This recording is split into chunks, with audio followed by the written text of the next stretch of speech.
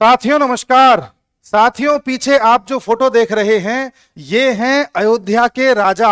जी हां, ये मैं नहीं कह रहा हूं, ये माननीय अखिलेश यादव जी ने इनको उपाधि दी है। ये हैं अयोध्या के राजा, यानी कि फैजाबाद के एमपी जो इस बार चुने गए हैं, समाजवादी पार्टी के हैं और इनका नाम है अवधेश प्रसाद।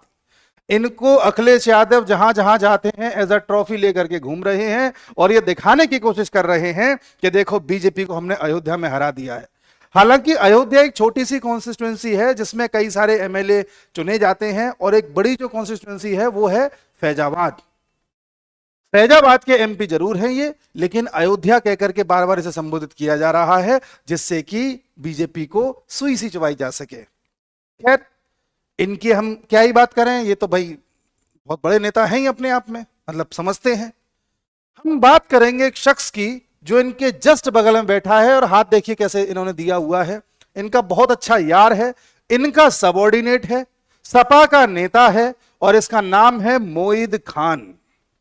आप कहेंगे तो ये वो व्यक्ति है जो इस समय पुलिस की नजरों में है, इस पर कई सारे आरोप लगे हुए हैं। आप कहेंगे आरोप क्या लगे हुए हैं? इस पर आरोप है, उम्र देखिए, बुढ़ा दिख रहा है, इस उम्र में इसने 12 साल की लड़की के साथ रेप किया है और वो लड़की जो निषाद समाज से आती है, पिछड़े समाज से आती है, उसके साथ इसने रेप किया है। 2 महीने तक रेप करता रहा, उसके वीडियोस बना रहा था, लड़की को ब्लैकमेल कर रहा था जिससे कि लड़की किसी को बता ना दे। लेकिन कुछ समय बाद लड़की के अचानक पेट में दर्द हुआ, लड़की का चेकअप कराया गया तो पता चला कि वो गर्भवती है। तब लड़की ने सब कुछ उगला कि उसके साथ क्या हो रहा था और तब उसके परिजनों ने यह शिकायत दर्ज कराई और तब यह मामला सामने आया। मामला सामने आने के बाद भी ऐसा नहीं है कि सपा इस बारे में बहुत ज्यादा एकदम से गंभीर हो गई हो और इसे गंभीरता से ले रही हो, शर्मिंदगी महसूस कर रही हो, बिल्कुल भी नहीं जी। मामला सामने आने के बाद भी अखिलेश यादव कह रहे हैं कि भाई डीएनए जांच करानी चाहिए, इसमें कितनी सत्यता है। एक तरह से उसको बचा रहे हैं जो इसका आरोपी है। दूसरा, जो अयोध्या के राजा हैं, नमस्कार जी, ये कह रहे हैं कि मुझे तो पता ही नहीं है, what has happened I don't know. अंग्रेजी में इनको एकदम से अंग्रेजी सूझ रही है।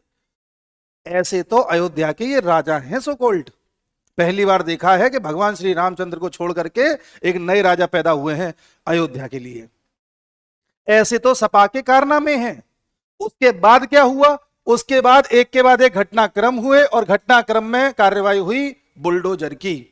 योगी आदित्यनाथ ने असेंबली में बोल दिया था कि मोईद खान के खिलाफ सख्त से सख्त कार्रवाई होगी। कार्रवाई में पहला काम बुलडोजर द्वारा उसके अवैध निर्माणों पर एक तरह से कार्रवाई हुई। इस मोईद खान ने कई जमीनों को कब्जाया हुआ था। किसी जमीन पर बेकरी बनाई हुई थी, किसी जमीन पर इसने कुछ बना करके बैंक को किराए पे दे दिया, किसी जमीन पर कुछ बना करके पुलिस वालों को किराए पर दे दिया। अब जिसकी जमीन पर पुलिस चौकी बनी हुई है वो पुलिस वाले तो इसकी कभी भी रिपोर्ट दर्ज नहीं करेंगे अगर सपा का शासन हुआ तो।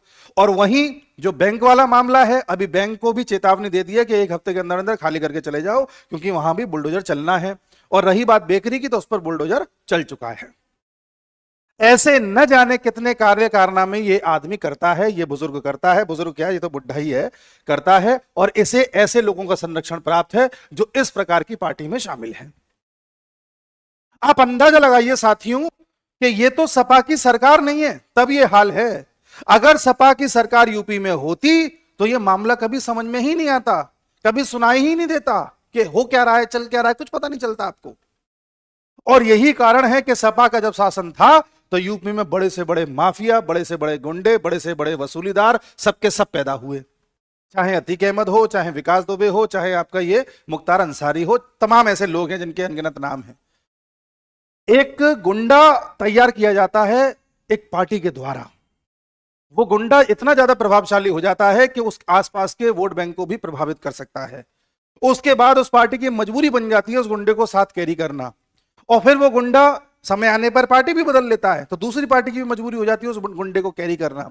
और ऐसे ही मजबूरी में कुछ पार्टियों ने गुंडों को जबरदस्ती पनाह दी, या कहें कि गुंडों की गुंडई पे पनाह दी। कुछ पार्टियों ने जानबूझ के तैयार किए और कुछ पार्टी तो चलती ही गुंडई के बेसिस पर है, जिसमें सबसे बड़ा उदाहरण इनकी पार्टी है।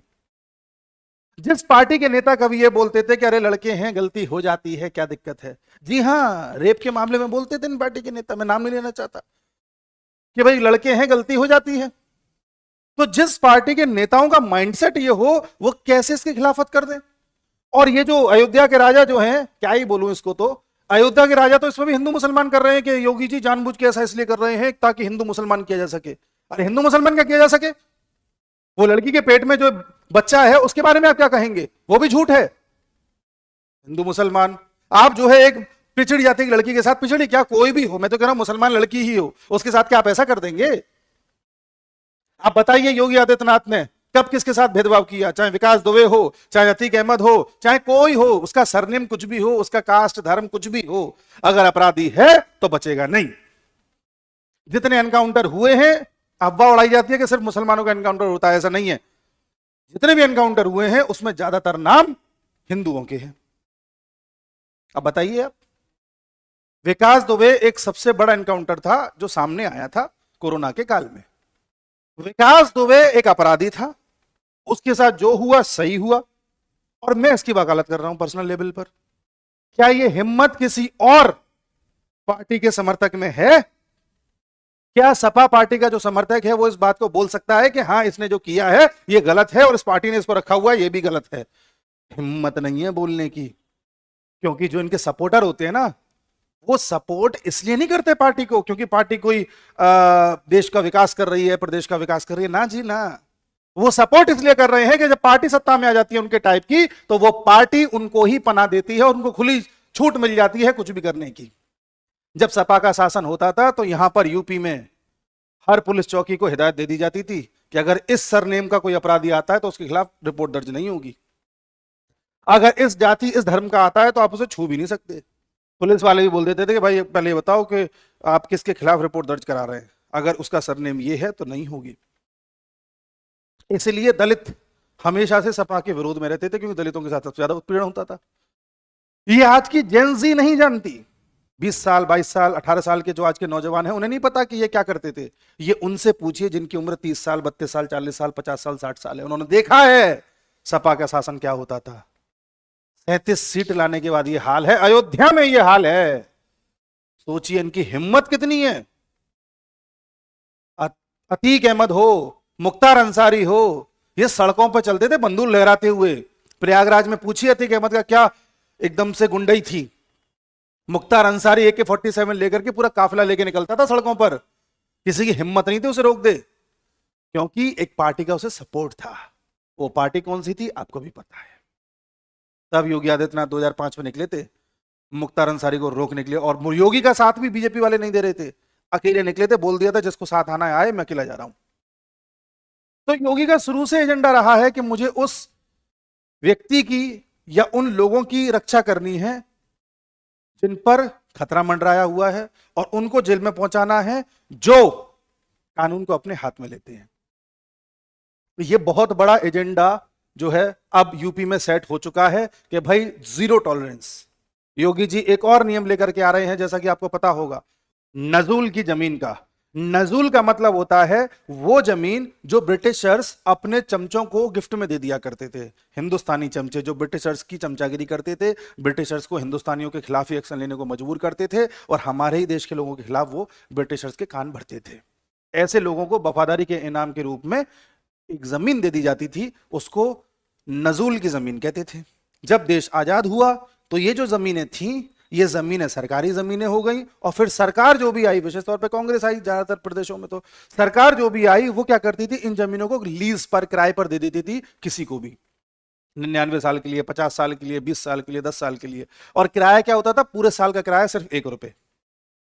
तो ऐसी कई जमीनें हैं देश में जो 99 साल के लिए लीज पर दे दी गई थी, किराए पर दे दी गई थी, उनका किराया आज भी सालाना ₹1, ₹2, ₹3, ₹10 है। और जाहिर सी बात है सरकार ने ये जमीनें किसको दी होंगी, जो सरकार की पैरवी करते हो या नेता के वफादार हो या नेता के चमचे हो। मान लीजिए मैं किसी नेता का वफादार हूं, मैंने कहा अरे नेताजी आप हमें वो जमीन दे दीजिए, हम जो है उस जमीन को 99 साल के लिए लीज पर लेना चाहते हैं, और हम चाहते हैं कि आपको हम इसके बदले में ₹1 करोड़ चंदे के रूप में दे देंगे।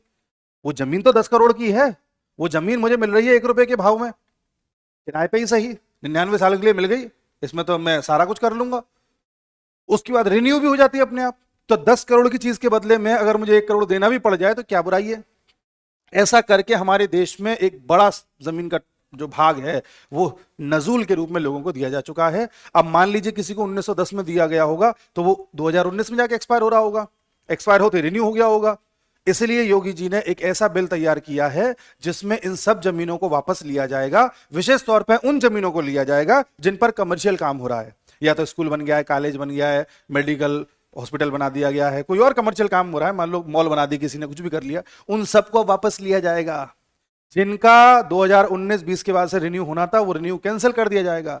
हालांकि इन जमीनों पर कई लोगों के घर भी बन गए हैं, आप उनसे घर छीनिएगा, बुलडोजर चलाइएगा तो वो लोगों का विस्थापन हो जाएगा। तो इस बिल को अभी कमेटी के पास भेज दिया गया है और स्टैंडिंग कमेटी अब देख रही है कि इसमें क्या किया जा सकता है, क्या नहीं किया जा सकता, जिससे कि कुछ बदलाव करके उन लोगों को रियायत दे दी जाए जो अभी घर बना करके वहां रह रहे हैं, और जो लोग उस जमीन का फायदा उठा करके पैसे कमा रहे हैं उनसे जमीनें वापस ली जाए। और इस जमीन का बड़ा भाग वक्फ बोर्ड के पास है। जी हां, वक्फ बोर्ड, जिसके पास पूरे देश में तीसरे नंबर पर सबसे ज्यादा जमीन है, उसके पास भी नजूल की जमीन का बड़ा भाग है। साथियों, ये एक ऐसा स्टेप है योगी जी का जिससे योगी जी के नेता भी परेशान हैं, हो सकता है वोट बैंक भी प्रभावित हो, और विपक्षी वोट बैंक तो है ही नहीं उनके साथ, उसका तो बात ही छोड़िए।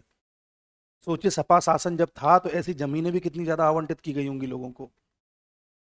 हालांकि जब ये बिल पेश किया गया था तो इस बिल का विरोध सपा वाले तो करते ही, उससे पहले बीजेपी वालों ने स्टार्ट कर दिया।